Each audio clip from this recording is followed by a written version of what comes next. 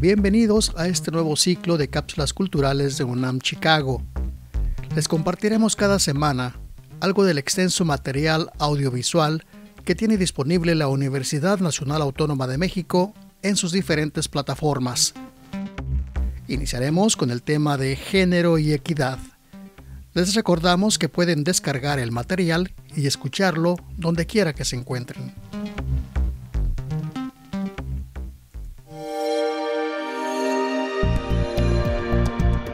Descarga Cultura. .unam.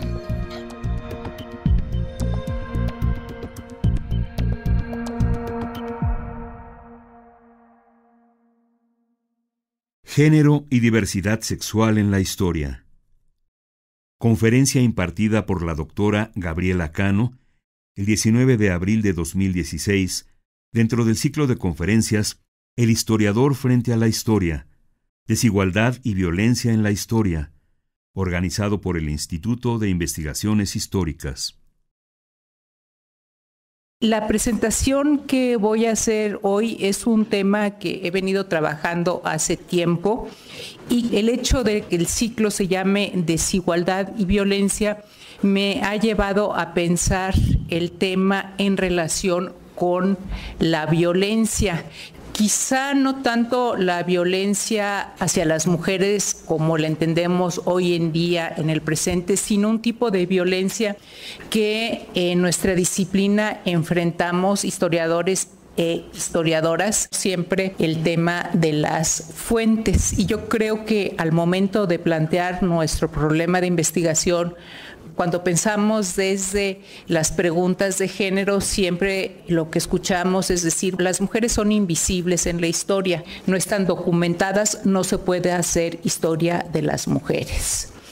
Esto es algo que yo vengo escuchando casi desde que nací en la disciplina y a lo largo de los años, con el trabajo de colegas y el mío propio, he encontrado que más que nada, como se ha dicho desde hace tiempo, es el sesgo con el que vemos las fuentes, el sesgo con el que planteamos las preguntas de investigación y que ahí hay una violencia. Por ahí quisiera yo plantear la relación de que es un trabajo de investigación en curso de mucho tiempo, con la violencia que ejercemos al invisibilizar ciertos sujetos, ciertas identidades, y que en esta historia que les voy a presentar esta mañana, yo misma he ejercido esa violencia y me di cuenta de eso. La charla de esta mañana trata del cambio de identidad de género radical y permanente de una joven de origen rural durante la Revolución Mexicana. A partir de su incorporación a la guerra, Amelio Robles, quien antes se llamó Amelia Robles, se construyó a sí mismo una imagen corporal masculina y adoptó una identidad social y subjetiva de varón que gozó de aceptación entre sus compañeros de armas. Aunque por momento fue víctima de ciertas agresiones físicas y verbales a causa de la identidad de género nueva, Amelio Robles se ganó el respeto de los guerrilleros zapatistas de su región y por sus méritos en campaña ostentó el grado de coronel en el Ejército Popular de Emiliano Zapata. Muchos años después, en 1976, durante la presidencia de Luis Echeverría, Robles recibió de la Secretaría de la Defensa Nacional, la máxima autoridad militar del país, la condecoración de veterano de la Revolución Mexicana.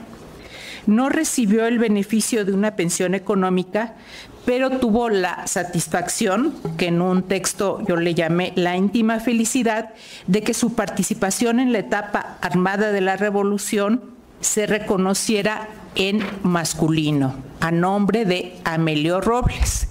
Los documentos que Robles presentó a la Secretaría de la Defensa Nacional se expidieron todos en masculino, incluidas las cartas de recomendación de los gobernadores de Guerrero y Morelos, quienes estaban al tanto de su peculiar identidad. Por cierto, a propósito de este trabajo, descubrí que la veteranía se ha estudiado muy poco. Realmente no tenemos un trabajo de la importancia dentro de la Constitución del Estado postrevolucionario, que tiene dar reconocimientos a quienes participaron y cómo tenían que comprobar su lugar en la etapa armada. Eso es un hueco que espero que alguien algún día atienda. Esta es una de las muchas cartas enviadas por Amelio Robles a la Secretaría de la Defensa Nacional y su firma.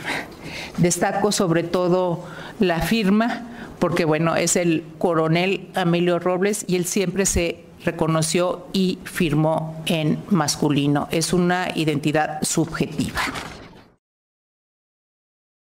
El análisis se desenvuelve en dos planos.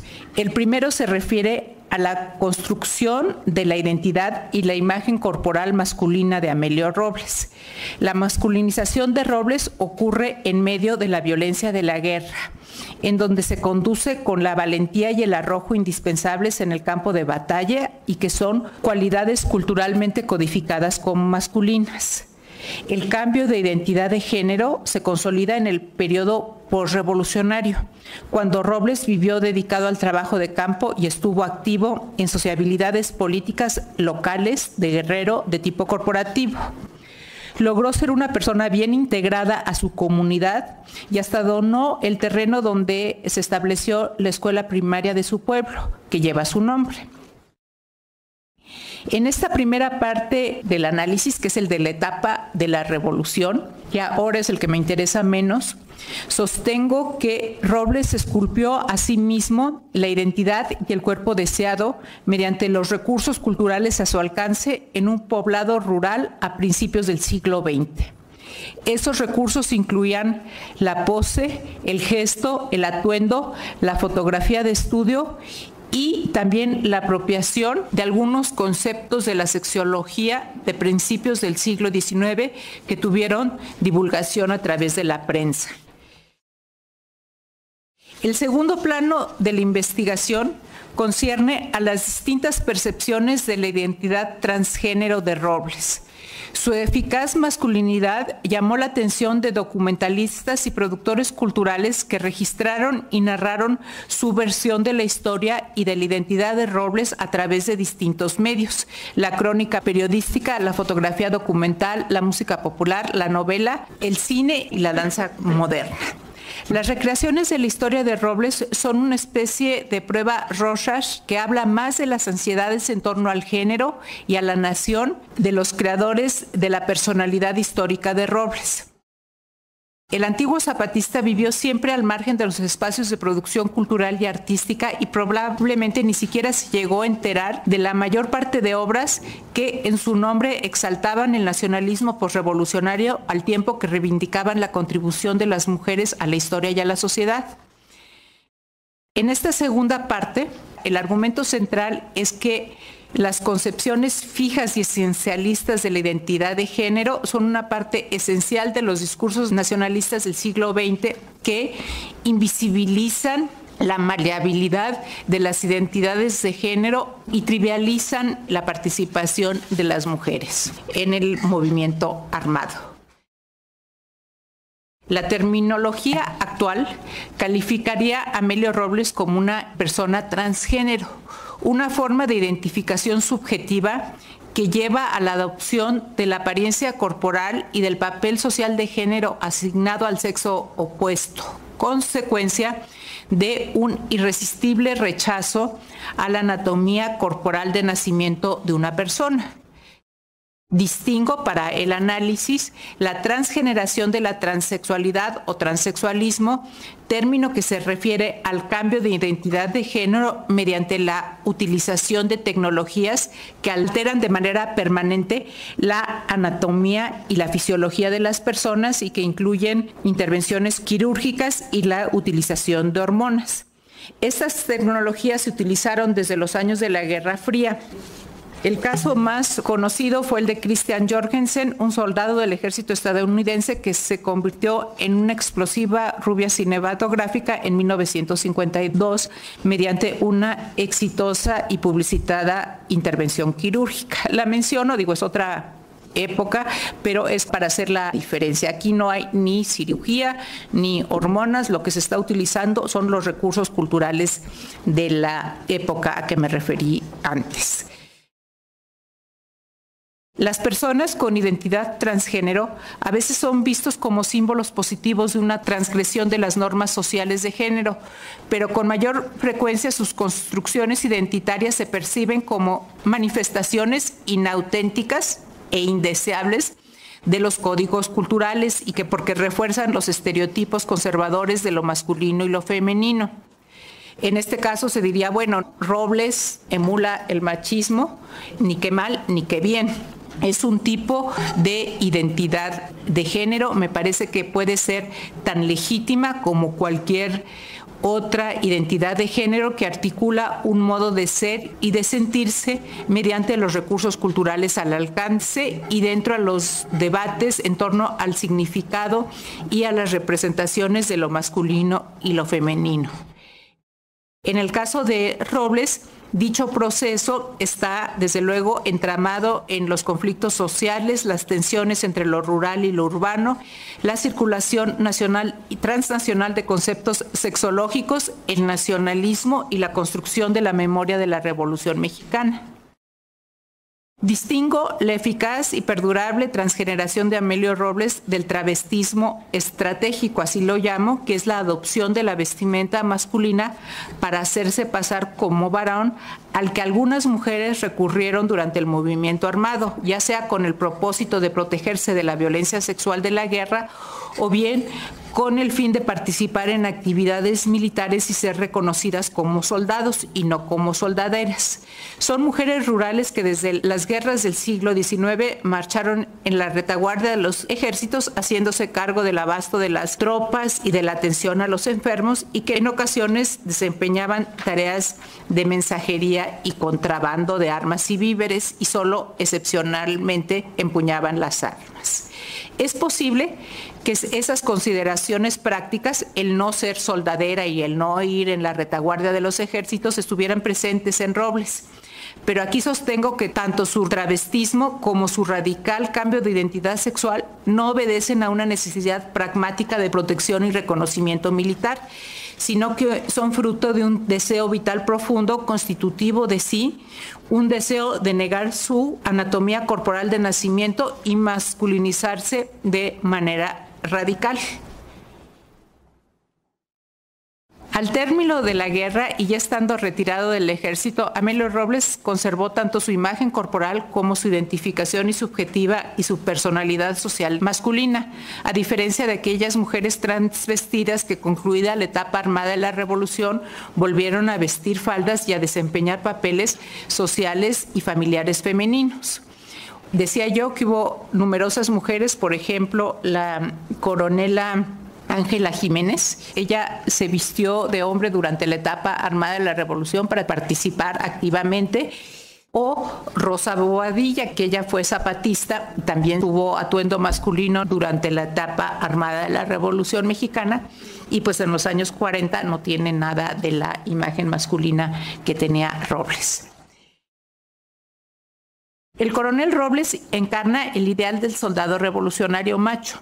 Es valiente y arrojado, tiene capacidad de responder de manera inmediata y violenta a las agresiones, maneja con maestría las armas y los caballos y sostiene relaciones sentimentales con mujeres, reproduciendo la polaridad de género de los roles femenino y masculino.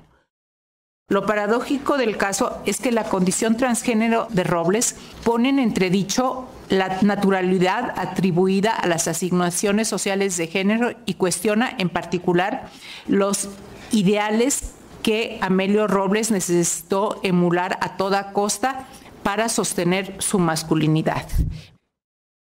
Partimos de que existe una naturalidad, que las identidades de género masculina y femeninas son producto de la naturaleza, que hay algo en la biología humana que decide que una persona se identifique como hombre o que se identifique como mujer, que sea femenino o masculino. El análisis de género pone en entredicho, pone en duda estas asignaciones de género y analiza cómo son construcciones culturales. No hay nada en la naturaleza que determine que una persona que tiene una anatomía corporal femenina tenga que ser femenina, ni nada en la anatomía masculina que determine que una persona tenga que tener los rasgos de valentía, de arrojo masculino. Robles, a un mismo tiempo, exalta estos valores de género, de masculinidad, pero también los pone en entredicho su naturalidad. Y al poner en entredicho su naturalidad, los pone en duda porque parte de la fuerza del género es que suponemos que es natural y por eso nos da angustia, nos da ansiedad ponerlos en duda porque pues, es una carga muy fuerte el ir en contra de los dictados de la naturaleza. Hace algunos siglos o para algunos era ya también ir en contra de los dictados de Dios, pero ahora nuestro Dios es la naturaleza y la ciencia, entonces eso nos pone realmente en duda, en tensión. Esta tensión es uno de los ejes interpretativos centrales de esta investigación. El reconocimiento oficial de Robles como veterano de la Revolución se vincula con la glorificación de las cualidades de violencia y alarde de fuerza de los héroes revolucionarios. Francisco Villa, Emiliano Zapata, en el discurso conmemorativo de la Revolución Mexicana. Por cierto, la exaltación de las cualidades viriles de los revolucionarios, tanto en la memoria popular como en el discurso oficial, refuerza la definición masculina del ciudadano que prevaleció durante buena parte del siglo XX. Acuérdense cómo es que las mujeres van a participar en el ejército, se van a hacer feas, se van a hacer masculinas. Ese mismo argumento se decía cuando en los derechos ciudadanos, no, las mujeres no tienen derecho a votar porque no participan en el ejército. Y si votan, entonces van a tener que participar en el ejército y se van a volver violentas y se van a volver masculinas, van a ir en contra de la naturaleza. Ahí está siempre el argumento de la naturalización. Mi argumento se desenvuelve en dos planos. En el primer plano, sostengo, como decía yo, que Robles se construyó esta identidad y con lo que tenía a su mano en su pueblo de Guerrero. Uno de esos recursos culturales fue la fotografía de estudio. La fotografía de estudio, ya existen numerosos trabajos con este tipo de imágenes que son muy estudiadas, que generalmente le atribuyen a una persona una identidad social superior a la que tenía. Es donde las personas van al fotógrafo, sea a un estudio fijo, sea a un estudio ambulante, como muchos en la zona, aunque aquí yo creo que es un estudio fijo, donde hay unas parafernalia como las cortinas, como la mesita, que establece la identidad deseada. Bueno, Robles es un gran manipulador de la imagen fotográfica porque es la identidad de género deseada, no solo la identidad social deseada. Son las dos cosas, porque él es de un poblado rural, si bien no es pobre, no se vestía así todos los días. Seguramente se vestía de calzón blanco para salir a trabajar, y esta foto, que es como de 15, 16, 17, pues es una foto donde expresa esta identidad deseada, aunque la pistola está sobre la mesita. Es una mesita muy elegante y la cortina, pues sí, también es un interior elegante, pero hay una pistola que sí está ahí presente, hablando de que pues es un hombre de armas tomar. Bueno, son estándares de elegancia, de distinción, pero hasta ahí. La validación de la identidad de Robles fue posible en parte por la aceptación de las cualidades masculinas mostradas en la guerra. Al mismo tiempo, contaron también, y esto es una de las partes que no están totalmente comprobadas así con documentos, pero que yo estoy convencida, la divulgación de algunos conceptos sexológicos de principios de siglo también contribuyeron en alguna medida al afianzamiento de su identidad transgénero. Especial importancia tuvo, en mi opinión, el concepto de inversión del sexólogo Havelock Ellis, inglés, que alcanzó circulación transnacional en el periodo de entreguerras. Un reportaje sobre Robles, publicado en un diario de circulación nacional, presenta una visión compasiva de la masculinidad de Robles a partir del concepto de inversión sexual, que implica que la identidad transgénero es un hecho de la naturaleza y no una falla moral del sujeto.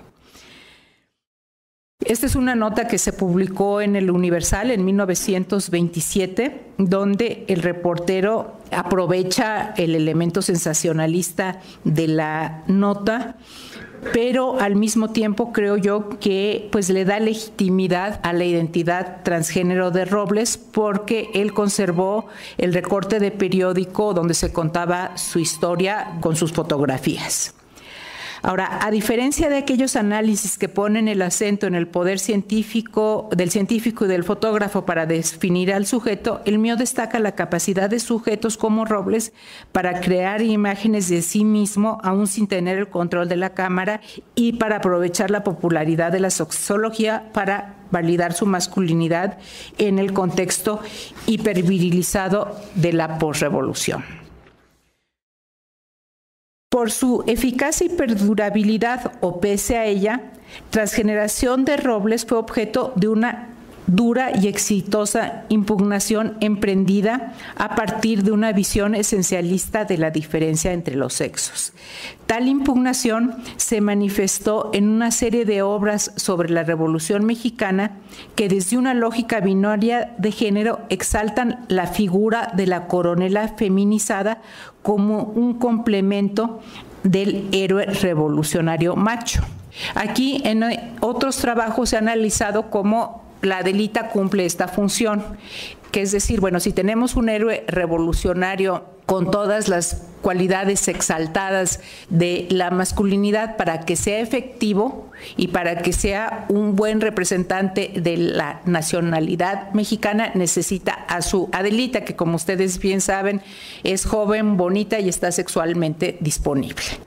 Las imágenes de las revolucionarias que mostré antes, pues a lo mejor eran jóvenes en su momento, pero no necesariamente eran bonitas ni corresponden para nada en lo que se representa en el discurso posrevolucionario de la Adelita. Eran verdaderamente, estuvieran vestidas de hombre o de mujer, no eran fáciles ni se dejaban llevar, sino pues igual usaban el machete o igual usaban lo que fuera necesario. Ahora, lo de la Adelita, eso ya está visto, si es una construcción posrevolucionaria dentro de esta lógica binaria, pero resulta que también hay coronelas feminizadas, abundan en el discurso conmemorativo de la posrevolución. La figura de la coronela feminizada responde a un comprensible y necesario afán de reconocer lo que debería de ser obvio, que las mujeres son sujetos históricos capaces de hacer contribuciones significativas a la vida cívica y a todos los aspectos de la historia. Ese afán reivindicativo suele atribuir cualidades fijas a las categorías de mujer y hombre y por lo tanto generalmente no puede reconocer la plasticidad de las construcciones de género ni las expresiones identitarias trans como la de Robles, que desde esta perspectiva se vuelven invisibles, inexistentes. Y es aquí donde está la violencia. La violencia está en la invisibilización de las mujeres, porque bueno, el sujeto por excelencia, ya no digamos de la Revolución Mexicana, de la historia, sigue siendo un actor masculino. Ese es un tipo de violencia, y la otra violencia, que es en realidad de la que este trabajo se trata, es de las identidades que no se ajustan a las identidades de género binarias. Esta conceptualización que ve a las identidades de género como hechos inamovibles de la naturaleza se aprecian con claridad en una crónica que escribió Gertrude Tubby. Ella es una reconocida fotógrafa de los habitantes de la selva lacandona y estuvo exiliada en México en la Segunda Guerra Mundial. Ella llevó a cabo, antes de dedicarse a los lacandones, Gertrude Tubby escribió sobre las mujeres en la Revolución Mexicana.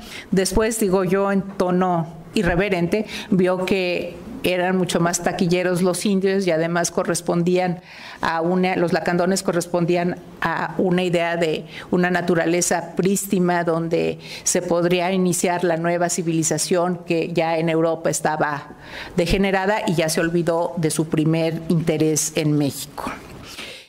Ella trabajó en Morelos investigando sobre las mujeres zapatistas, tomándoles fotos. Esto es material inédito con el que he tenido la oportunidad de trabajar. Y además, bueno, esto también ya lo he publicado, lo específico de cómo trata Gertrude Tubby a las zapatistas a las que entrevista. Pero aquí me voy a referir solamente a la entrevista que Gertrude Tubby le hizo a Robles.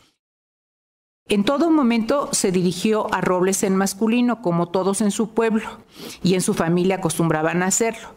Pero al escribir sobre la coronela, y díganme si esto no es violencia, cuando le hablaba a Robles, Tubby le decía, sí, coronel, cómo no.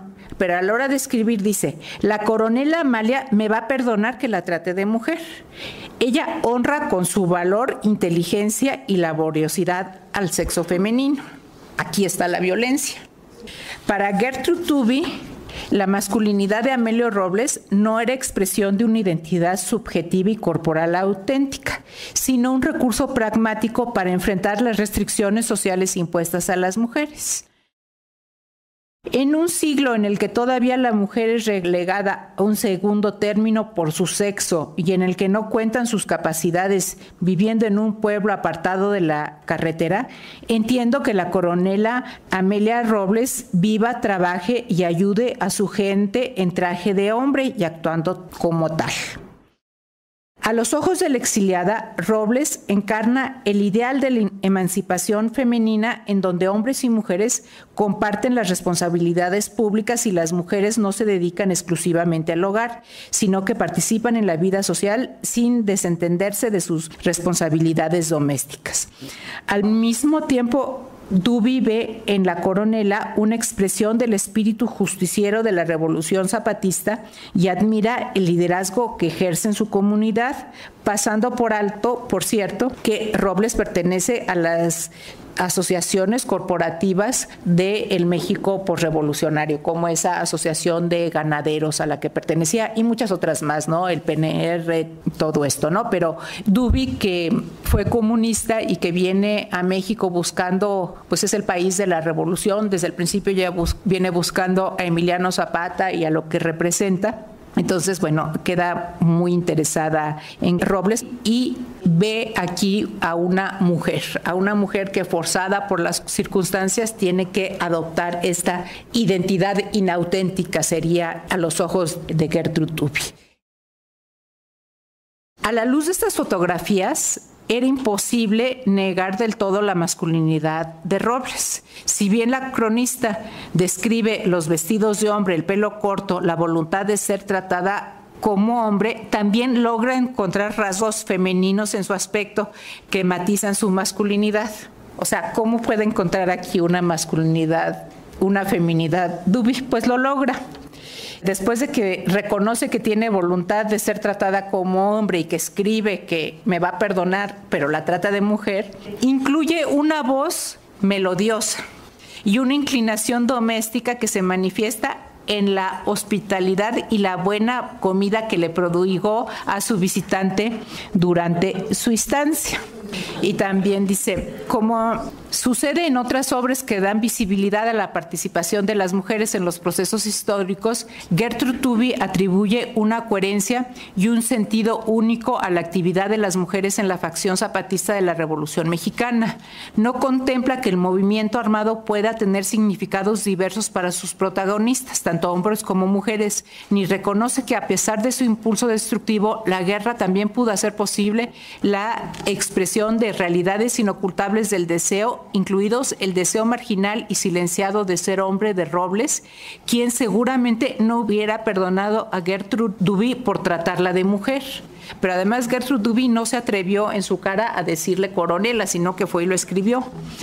Por ser representativas, hoy menciono solamente las crónicas y fotos de Gertrude Tubby sobre Robles, pero he identificado otras representaciones de coronelas feminizadas. Por ejemplo, los grabados de Gabriel Fernández de Ledesma y Francisco Moreno Capdevila, que acompañan el corrido El Coyote de Celedonio Serrano Martínez. Es un corrido que se publicó en 52 a propósito del centenario del estado de Guerrero, no me acuerdo si fue 52, 54. Entonces aquí está la coronela. Sabemos que es la coronela porque se refiere a ella explícitamente en el corrido. Bueno, ahí están sus estrellitas de coronela. De hecho, la coronela feminizada se convirtió en un tropo de la cultura posrevolucionaria en los años de la Segunda Guerra Mundial. Cabe mencionar la coreografía La Coronela de Gualdín, la novela La Negra Angustias de Francisco Rojas González y la película del mismo nombre dirigida por Matilde Landeta. Tienen ambas una intención feminista de reivindicar a las mujeres revolucionarias, mientras que la obra de Rojas González se propone en particular exaltar la herencia afroamericana como un elemento constitutivo del mestizaje. El escritor recurre al mismo tiempo a teorías freudianas para explicar la identidad de la coronela como un complejo de masculinidad. Las teorías de los complejos cobraron auge a mediados de siglo, especialmente en círculos académicos e intelectuales, como fue la famosísima teoría del complejo de inferioridad del mexicano, que Samuel Ramos propuso como modelo de explicación de la identidad nacional en el perfil del hombre y la cultura en México. La más reciente negación de la masculinidad de Amelio Robles se expresa en el pequeño museo dedicado en femenino a la coronela Amelia Robles y que fue inaugurado en su poblado a mediados de los años 80 bajo el impulso del feminismo del último tercio del siglo XX. Al igual que Gertrude Tubby, el Museo Comunitario vuelve invisible la transgeneración de Robles. Así, quien logró ser reconocida como hombre en su entorno social y familiar y aún por las más altas autoridades militares del país, al morir se convirtió en un símbolo de esa atracción que es la mujer revolucionaria. A finales de los años 80, cuando yo ya había terminado de estudiar la licenciatura en la historia, escribí sobre la coronela Amelia Robles, porque también yo no tenía los elementos del análisis de género y mi empresa en ese momento era justo el de hacer visibles a las mujeres en la Revolución Mexicana. Yo solo vi la foto Polaroid donde está la pareja en Iguala, donde está Robles y Angelita, y pues me quedé tranquila de que ahí había dos mujeres revolucionarias. Al pobre señor de atrás ni lo vi y me quedé con que ahí había dos mujeres revolucionarias y no solo me quedé con eso, sino lo escribí muy tranquila. Después vino todos los conceptos de la performatividad de género y de la teoría de género y fue así como he podido desentrañar todo esto. Se impuso a la postre una concepción comprensible en su afán de dar una necesaria valoración a los logros y derechos de las mujeres, pero que pasó por alto la eficaz masculinización de Robles, así como el hecho de haber sido distinguido por la Secretaría de la Defensa Nacional como veterano de la Revolución y no como veterana. Hay que decir que las veteranías se daban a muchas mujeres con su nombre como mujeres, ¿no?, con el que se registrara. Bueno, Robles, a quien en algún momento he descrito como un Catrín de pueblo, que portó orgulloso un arma de fuego, lució un cuerpo viril con desparpajo e hizo alarde de machismo y valentía como guerrillero y como soldado al servicio del ejército mexicano, terminó dando el nombre de coronela Amelia Robles al pequeño museo en su pueblo natal. Mientras que la escuela primaria que se levanta sobre los terrenos que él donó lleva su nombre en masculino. La batalla más ardua que el coronel Robles libró no se dio a campo traviesa, no tuvo olor a pólvora ni requirió empuñar las armas de la ideología agrarista de la Revolución Mexicana. Robles nunca habló del reparto de tierras, él era un pequeño propietario, él se fue, y así lo dice en la única entrevista que tenemos, a la bola en busca de libertad, es la palabra que usa. La suya fue una batalla cultural, una lucha silenciosa y lenta, cuya gran victoria fue convertirse en varón, negando su anatomía corporal de mujer. Amelio Robles, quien antes se llamó Amelia Robles, se esculpió a sí mismo el cuerpo deseado y llevó vida de hombre durante 70 de los 94 años que duró su larga existencia. 70 años en los que actuó y sintió como hombre y se ajustó a las pautas de conducta masculinas. Ataviado de uniforme militar, de saco y corbata o simplemente de calzón de manta y chamarra de lana a la usanza campesina, Robles lució un cuerpo cuya virilidad muchas personas reconocieron. A su muerte corrió el rumor de que en sus últimos momentos Amelio Robles solicitó ser enterrado con ropa de mujer, negando así la masculinidad que sostuvo a lo largo de su vida, a veces a punta de pistola. Prevaleció el afán de normalizar su identidad masculina que el rumor expresa y la lápida en el cementerio de Xochipala dice: aquí yacen los restos de la coronela zapatista. Contradice la íntima felicidad de Amelio Robles, sentirse, mostrarse y saberse hombres. La conclusión provisional, como siempre. La historia de Amelio Robles es un caso límite.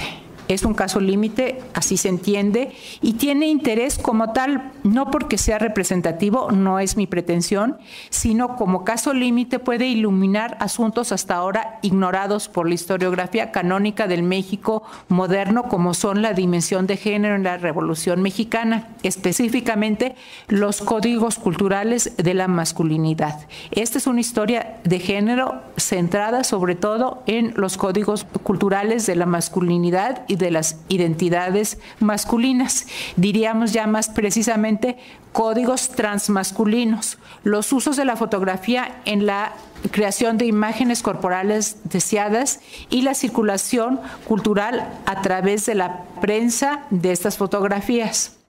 El caso abona en la caracterización de la etapa armada de la Revolución como un proceso que acentuó la jerarquía de género y la violencia sexual hacia las mujeres.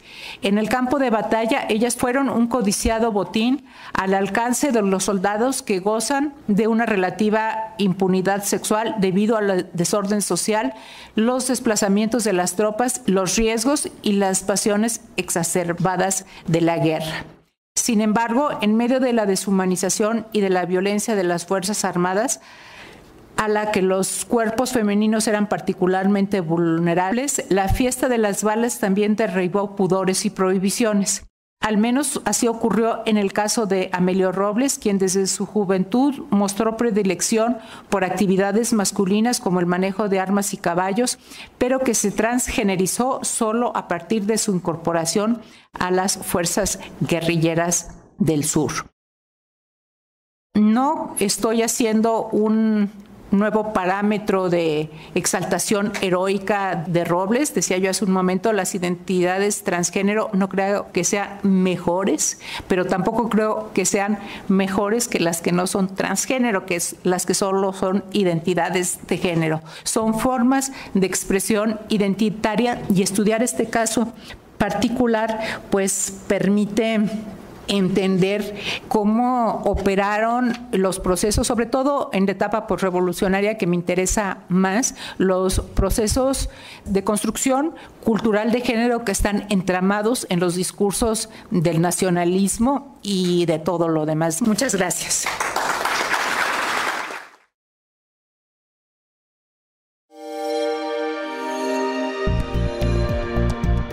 Descarga Cultura.unam